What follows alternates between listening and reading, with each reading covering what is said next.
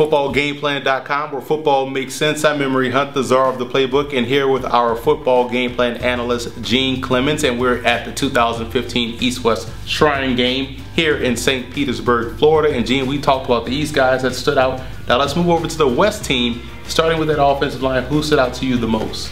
Well, I was very impressed with Bobby Hart. I thought that he comported himself very well on whether he was playing guard, whether he was playing tackle.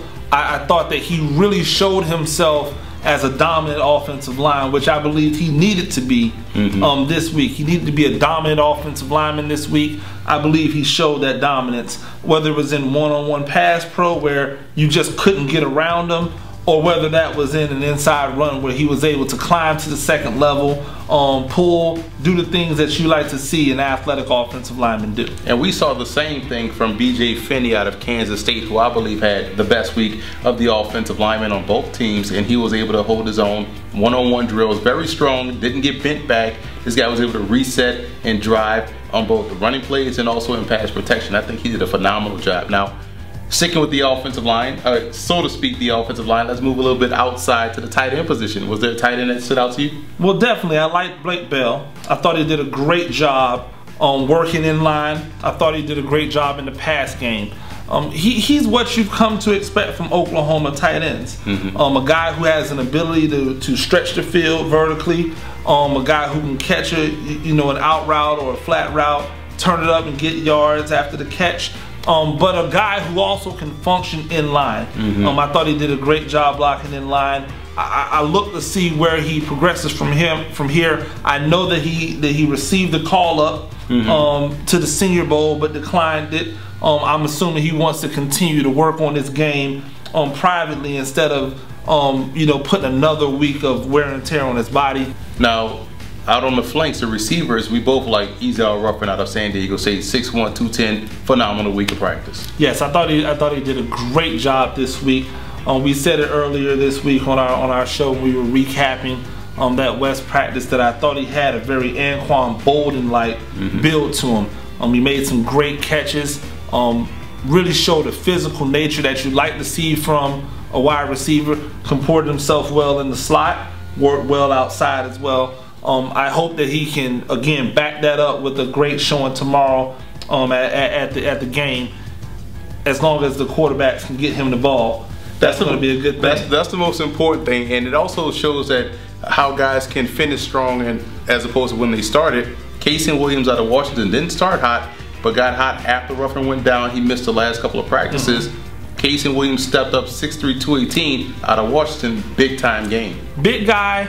A guy whom the first couple of days he was a little bit awkward looking. He jumped for some balls to catch balls that were right in his body. Dropped a couple, but continued to progress the entire week. And I think that he's playing his best ball right now, which is awesome because the lights come on tomorrow. Now in the backfield, you look at John Crockett from North Dakota State. He was the talkative one at practice, the team leader. He got everybody hyped up, but overall he had a solid day, as well as the other backs. No one really stood out. But I think because Crockett was the most vocal, he did make himself known, which is all important. And when you're in front of these scouts, he was definitely all eyes on me, and not necessarily in a negative way.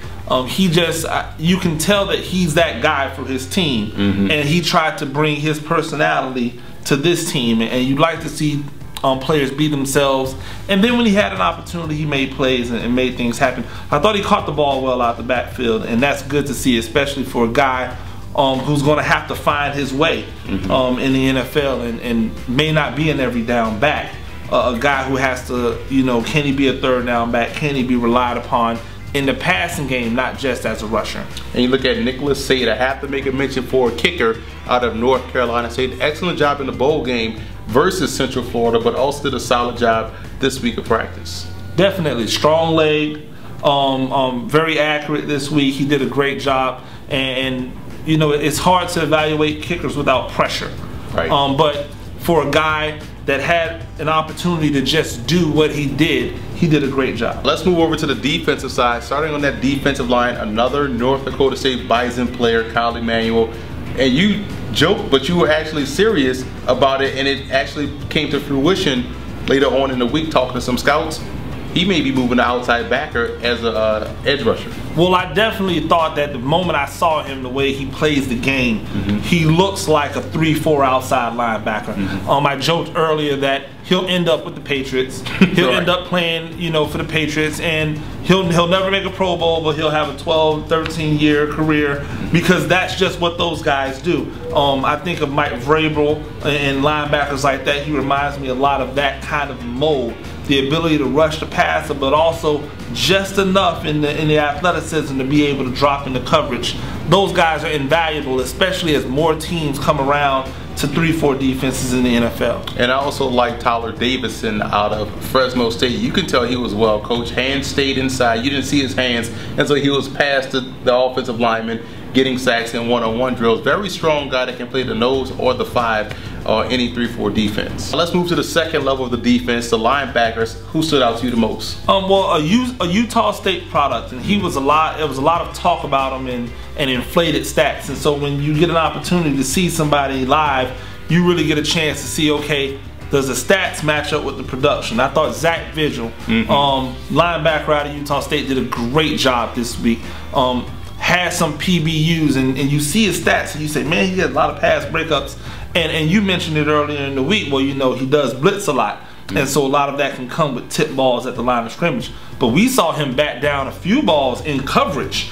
And you like to see that. He's just a guy that if you wait long enough, you look up at the end of everything, he's got 7 tackles and you know, 2 pressures and a sack.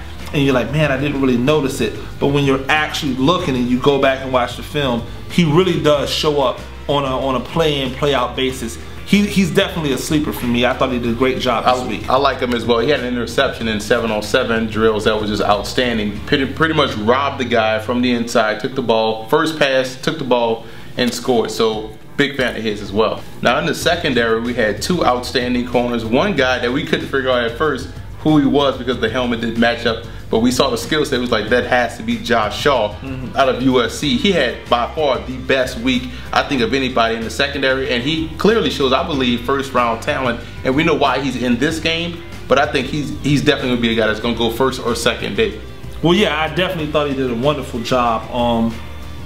He was so fluid. He was so patient. A lot of the DBs were a little frenetic. But he was very patient, very explosive with his hands. His punches actually landed. They meant something. They stalled a lot of wide receivers in their tracks. He was able to have makeup speed. He didn't panic when people got by him. I thought he did a great job of showing why he is a first-round talent.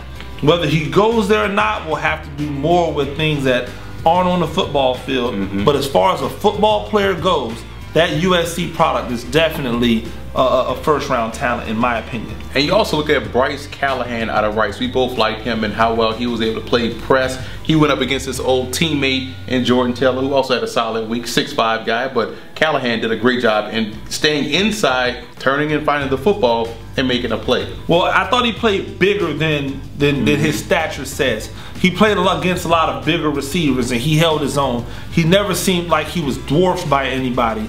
And that's a great thing to see, especially in today's football where everyone's becoming enamored with the tall, long, rangy defensive backs. You forget that sometimes you just need a guy who's a ball player, and this young man's a ball player. And that's a lot of guys that have had success all week long, very talented on both sides of the ball. That's our West Team All-Stars, guys that have stood out. And again, everybody played well this week. We can't put everybody in this video for time purposes, but everyone did a great job. We're looking forward to seeing some great football tomorrow. It should be an excellent football game tomorrow. I'm looking for a lot of Christmas. I think the run games are going to be serious because both offensive lines seem to have pretty solid units, and so it'll be who can control that line of scrimmage, and then obviously the quarterback play. Who's going to have a more consistent quarterback play? I'm looking forward to seeing that. I know you are as well. I can't wait to watch this game tomorrow, the Shrine Game, 4 p.m. Eastern Time on NFL Network. And be sure to check out more of our coverage of the 2015 East-West Shrine Game on our website at footballgameplan.com/2015 Shrine Game.